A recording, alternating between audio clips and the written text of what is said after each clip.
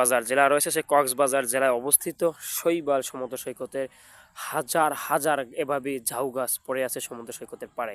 ঠিক এই দিকটা হচ্ছে সমুদ্র সৈকত। আমরা কিছুক্ষণ আগে অনেক রিপোর্ট করে আসছি, আপনাদেরকে সেগুলো আপলোড দেওয়া হবে এবং আপনারা দেখতে পারবেন। এবং এই জায়গাটা আসলে পুরো এরিয়া জুড়ে কয়েক হাজার হেক্টর জমি এরিয়া জুড়ে আসলে সমুদ্র সৈকতের যে সমুদ্র সৈকত পর্যটন কেন্দ্র, তার ভিতর অন্যতম দৃষ্টিনন্দিত জায়গা হচ্ছে হাজার হাজার এভাবে ঝাউ গাছগুলো পুরো বাগানের একটা দৃষ্টিনন্দিত দৃষ্টি ফিরিয়ে দিয়েছে। তার ভিতরে অন্যতম হচ্ছে যে এখানে এই যে দেখতে পাচ্ছেন এই গাছগুলো কিন্তু অনেক গাছগুলো কাটা, এগুলো হচ্ছে আসলে বন্যায় পড়ে গেছে যে গাছগুলো, সেইগুলো আমরা আপনাদের সামনের কিছু দৃশ্য দেখাবো যে আসলে ভিতরের কি অবস্থা, কি পরিস্থিতি। পুরো এরিয়া জুড়ে আসলে এখানে গাছ অনেক পড়ে আছে, ভাঙ্গা কাটা। আসলে মূলত যে মাঝে মাঝে যে ঘূর্ণিঝড়গুলো হয় সমুদ্র সৈকতের, ঘূর্ণিঝড়গুলোর পুরো এক্সপোর্টটা এসে আসলে মূলত প্রথম ধাক্কা লাগে এই গাছগুলোতে। দেখতে পাচ্ছেন প্রচণ্ড বাতাস এবং তীব্র বেগে বাতাস আসলে অনেক গাছ এখানে পড়ে আছে এখনও।